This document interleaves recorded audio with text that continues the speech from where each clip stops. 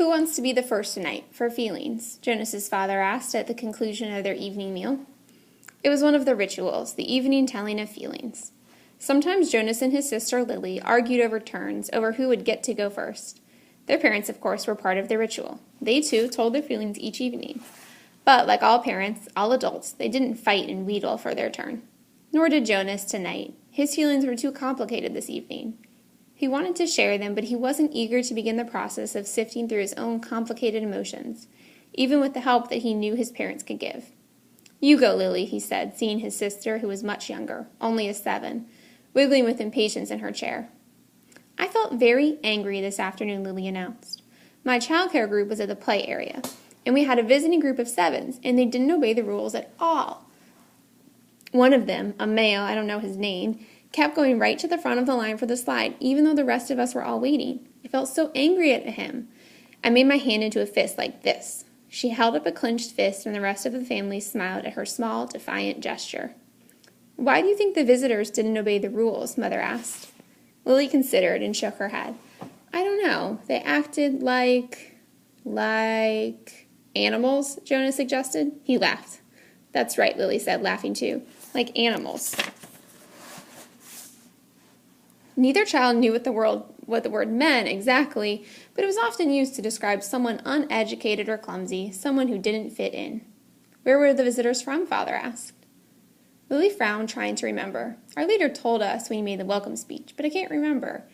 I guess I wasn't paying attention. It was from another community. They had to leave very early, and they had their midday meal on the bus. Mother nodded.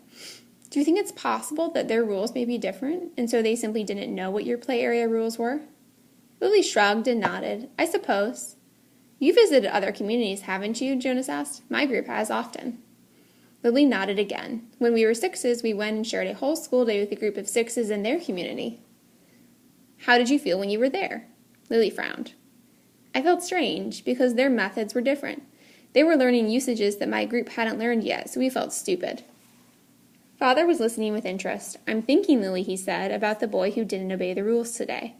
Do you think it's possible that he felt strange and stupid, being in a new place with rules that he didn't know about? Lily pondered that. Yes, she said, finally.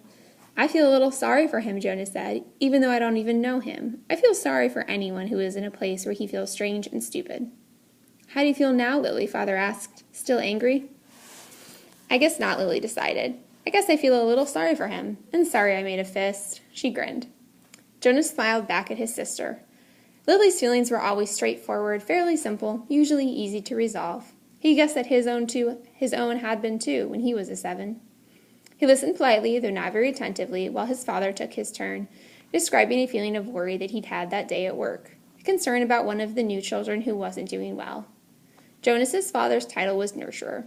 He and the other nurturers were responsible for all the physical and emotional needs of every new child during its earliest life.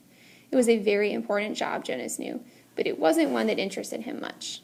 What gender is it? Lily asked. Male, Father said. He's a sweet little male with a lovely disposition, but he isn't growing as fast as he should, and he doesn't sleep soundly. We have him in the extra care section for supplementary nurturing, but the committee's beginning to talk about releasing him. Oh, no, Mother murmured sympathetically. I know how sad that must make you feel. Jonas and Lily both nodded sympathetically as well. Release of new children was always sad, because they hadn't had a chance to enjoy life within the community yet, and they hadn't done anything wrong. There were only 2 occasions of release which were not punishment. Release of the elderly, which was a time of celebration for a life well and fully lived, and release of a new child, which always brought a sense of what could we have done. This was especially troubling for the nurturers like Father, who felt they had failed somehow, but it happened very rarely. Well, Father said, I'm going to keep trying. I may ask the committee for permission to bring him here at night if you don't mind. You know what the night crew nurturers are like. I think this little guy needs something extra. Of course, Mother said, and Jonas and Lily nodded.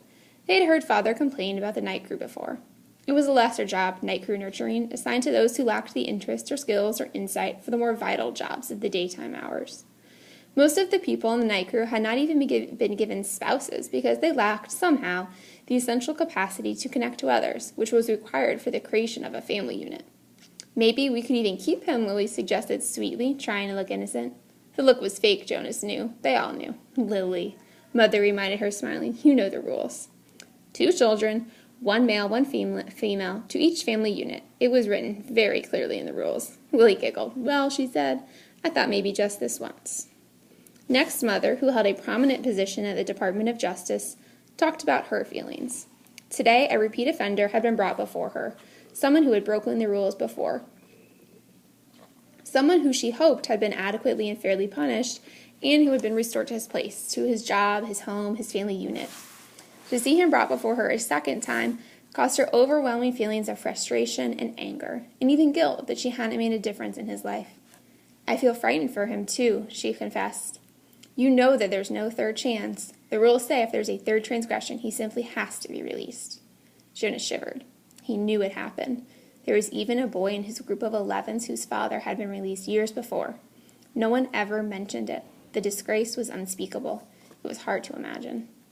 Lily stood up and went to her mother. She stroked her mother's arm. From his place at the table, Father reached over and took her hand. Jonas reached for the other. One by one, they comforted her. Soon she smiled, thanked them, and murmured that she felt soothed. The ritual continued. Jonas, Father asked, you're last tonight. Jonas sighed. This evening, he almost would have preferred to keep his feelings hidden. But it was, of course, against the rules. I'm feeling apprehensive, he confessed, glad that the appropriate descriptive word had finally come to him. Why is that, son? His father looked concerned. I know there's really nothing to worry about, Jonas explained, and that every adult has been through it. I know you have, Father, and you too, Mother. But it's the ceremony that I'm apprehensive about. It's almost December.